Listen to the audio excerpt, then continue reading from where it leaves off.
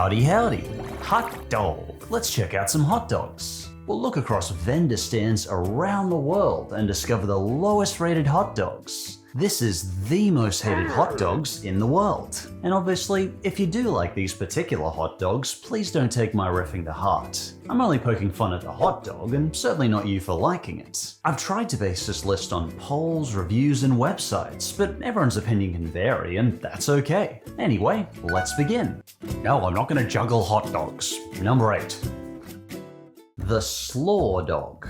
What's mayo on a hot dog? Better question, who puts mayo and cabbage on their hot dog? Based on all their user ratings, Taste Atlas rated this number 11 in their worst rated hot dogs in the entire world, which is a bold claim to fame, so what exactly is it? Well, this hot dog first appeared in West Virginia during the Great Depression. Since cheap meat and cabbage were still affordable for most struggling families, your average Joe thought, hey, why not stick these together on my hot dog? The mayo will make the once decent hot dog soggy and miserable, while the cabbage will leave it chewy and unpleasant. Brilliant! To make it, you start with the typical bunning of a grilled sausage. You top it with onions and then ruin it with copious amounts of coleslaw. Perhaps the biggest problem is the coleslaw will likely soak your bun unless it's very dry, thus turning your slaw dog into a soggy disappointment. In fact, they describe the dog as soft and messy on Taste Atlas, which is always good. Reddit wasn't too pleased with the dog either, or coleslaw itself for that matter. They describe coleslaw somewhat graphically. Raw cabbage in salad with a bland dressing. Or, I've thrown away more coleslaw in my life than any other item. to me, it just feels like combining two foods that don't belong together. One of which wasn't particularly appetizing to begin with. But I couldn't find any taste tests, so let's try it ourselves. Welcome to Ning's Kitchen. Today, we're gonna cook the slaw dog. We'll combine our hot dog with sauce and mustard and coleslaw to create a slaw dog. What do you think? How's it taste? Ta-da! Oh, well, you want to try these out, honey? Yeah. Taste test, 3, 2, 1. I think the coleslaw holds the sogginess really well, actually. It doesn't get that soggy. It's actually a really good combination of kind of the chewiness of the sausage with the mustard and the coleslaw. I actually really like this. Me too. Yeah. The only thing I think it is missing is the tomato sauce. I miss the tomato sauce, but otherwise, lovely. Yeah. Number 7. The Dajang Baojiaojiang, aka the Taiwanese hot dog. It's a street food commonly sold on the night markets of Taiwan. Dajang Baojiaojiang literally translates to little sausage wrapped in big sausage.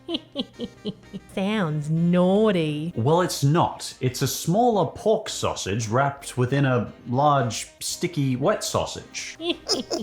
Sticky rice, you two. It's a rice sausage. Still, a rice sausage in itself doesn't sound very tasty. Sounds bland. Well, let's find out. So tallying up the ratings, this was ranked as the number 2 worst rated hot dog in the world on Taste Atlas. And visually, I'm not that surprised. Look at this thing. Even the picture that's meant to sell me on the hot dog looks more like, well, like it's already been eaten. On the Taiwanese streets, this pork rice hot dog is often covered in soy sauce or complemented with pickled cabbage or cucumbers. But I think one of the biggest problems for this hot dog is preparation is just too complicated. Take the channel Miss J Kitchen Classroom. Credit to her culinary skills, she had to meticulously meld the rice sausages into pig intestines in preparation. She then had to take the time to get the hideous smell out of them and clean them. Oh, by this point, you're probably not that surprised this hot dog has never made it to the USA.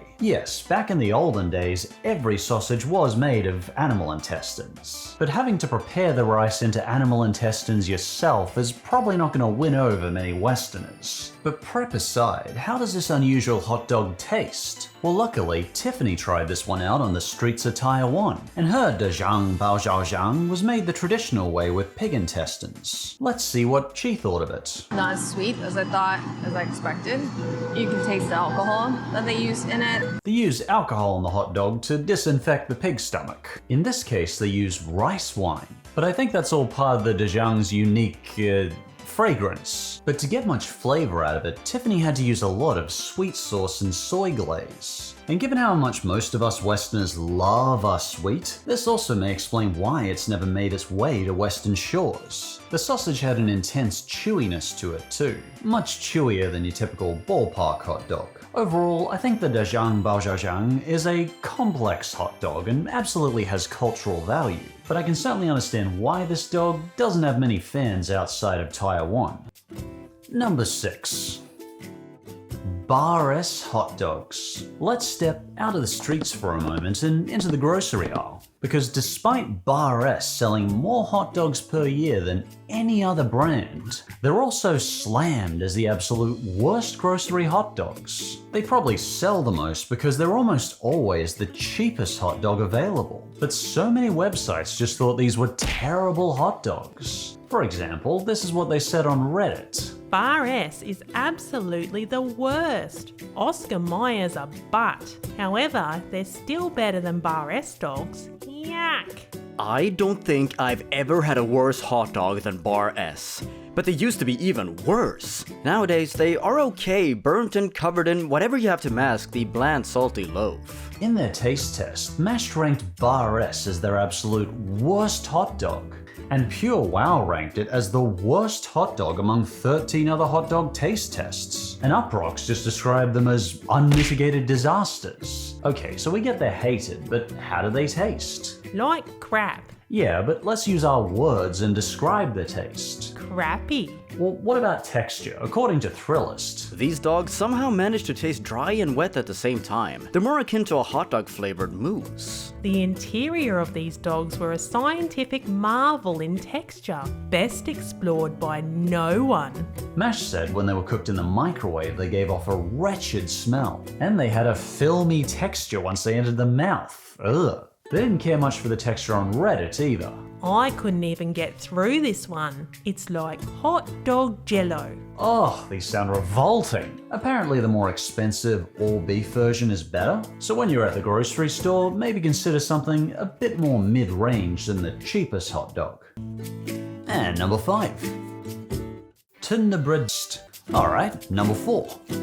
Corn dog, Dagwood dog, Pluto pup, it's known by many names, call it what you like. They were originally made in the 30s, but nowadays they have very mixed opinions. While some people like it okay, some critics call it a culinary atrocity. On Quora's page of Why Everyone Hates the Corn Dogs, their most voted comment summed it up like this. They're just one of those things that's neither awful nor particularly good, and seem to be aimed mainly at children. And this makes sense, as they're almost exclusively found at county fairs, carnivals, food courts, and roadside eateries. The most popular example is probably Disneyland's Corn Dog Castle. Credit to my friend Luigi Fan for telling me about this one. Here in Australia, we borrowed the corn dog from the USA in the 1940s, but we called it the Dagwood dog. But nowadays, they're rare to find being sold at all. Bar maybe our yearly Easter carnival, I just can't think of a time where I see them. According to ratings on Taste Atlas, the Dagwood dog is the #1 worst rated dish in Australia, and among the worst rated hot dogs in the entire world. It's a corn dog. So why are the reviews so mixed? Well, maybe it has to do with how it's made. Basically, you take a perfectly good sausage, then ruin it by deep frying it in a thick layer of cornmeal batter, and then you shove it on a stick. The marketing would like to call it a delicious and convenient, battered Frankfurt on a stick. But in reality, some critics had a very differing opinion, such as Maddox. It's a disgusting glob of fat and artificial flavourings, coated in a thick layer of fluoro-coloured carbs, dunked and fried in cheap animal fat. Surely a dietary weapon of mass destruction. The website A Review a Day was a little kinder. They're disgusting by nature, but also everything that makes over-the-top American food so good. As you can see though, I'm pretty biased on this because it's just not to my taste, or the taste of many cultures outside of America. In fact, the reviews were so mixed, I decided to ask you directly. And in the poll I did, I got 28,000 responses, mostly from America, but wow, that's a whole lot. Around 60% of responders like them, and a 20 to 40% didn't like them or had never tried them. So clearly a lot of Americans will eat a corn dog. But I think the top-rated comment was most telling, by Zacharicious McCool. I like them just fine enough. Nothing bad, nothing good. Just a perfectly serviceable snack. And what's our third hot dog? The Seattle dog. And we grill the hot dogs with toasted buns. Ooh, a toasted hot dog bun. That doesn't sound so bad. Topping that hot dog with cream cheese, jalapenos, and cabbage? Well, yeah, that sounds kinda bad. There's a meme on sites like Reddit that shows the ultimate horror some people feel when they see cream cheese on a hot dog. And Taste Atlas tallied up the votes and found the Seattle dog to be the third worst rated hot dog in the entire USA. But why? Well, with its ingredients, as you can see, it's kind of different and off-putting. But the Seattle dog certainly has its fans. The Seattle-style dog is sometimes defined as a mashup of hot dog and bagel because of toasting the bun and copious cream cheese. But how's it look in action? Well, Everyday Cooking Dad has cooked up a Seattle dog. He started by putting mayonnaise on the bun. Oh dear. He then proceeded to pan-fry the buns till they were nice and toasty, which is all part of that peculiar Seattle dog recipe. He then air-fried his frank. Oh, what's that you say? This is actually looking kinda sorta tasty? Well, it's time to slather on the cream cheese. And he's applying it sparingly compared to your average Seattle dog. Like, on Seattle Refined, the stand slathers it on enough that the dog's 60% cream cheese and 40% gastric nightmare. And there you have it. Doesn't that look appealing? He's kept it simple and didn't add typical additions like the jalapenos. How does this basic one taste? He liked it, but it was very messy. It looks kind of messy. Greg's Kitchen made the Seattle dog more traditionally with the jalapenos. Oh, and he air-fried his bun. Again with that air fryer cooking. Anyway. Alrighty, well, here we go. The Seattle hot dog. Oh, jeebus, it looks horrendous. But he actually found the cream cheese eased the spiciness of the jalapenos. I'm loving the heat from those jalapenos, but the cream cheese takes some of that heat away, and oh man. I guess that's why Seattle combines them together. In fact, despite the unorthodox recipe, a lot of tasters reported liking the Seattle dog. Even some Reddit users were singing its praise. But for the less adventurous, I think the thought of cream cheese on a toasted hot dog bun in your bagel hot dog hybrid monstrosity is just a little too much. Seattle dog, you may have your fans, but you're just a bit too ambitious for the rest of us. Number 2. The Sushi Pleto, aka the Completo. Oh my, what am I looking at? It's like the hot dog's rusted. Ugh. This one originates in Chile, known by some as the sushi abomination. Kill it with fire! Chile attempted to fuse hot dogs with sushi rolls, and this was a concerning result. This one was recommended by my community on Twitter. It wasn't rated on Taste Atlas, but other website responses were mixed. On Reddit, we got responses like this. Oh dear lord, what sort of hell is this? South American sushi can get pretty funky sometimes. Now, Lucio lives in Chile, and according to him, here in Chile, hot dogs are called completos because 90% of people buy their hot dogs with mayo, tomato, and avocado. It became so mainstream that completo became their new name. Sorry I can't give you more detailed information on the Completo's taste, but the only taste testers we have are in Chile. And obviously, they speak Spanish. But I could discern that the Spanish taster's brave enough to try it, like the taste okay, such as Leo and Jarvi. So this hot dog seems to be enjoyed by some people in Chile, but it's never seemed to make its way out of Chile itself. And no hard feelings, they can have this hot dog. And before we get to number 1, just one quick honorable mention. The Havre Specialty Hot Dog. This one was recommended on my Twitter. It was the least favorite of Blue Skull, who's tried many hot dog styles from around the world. But mash on their hot dog was just a fridge too far.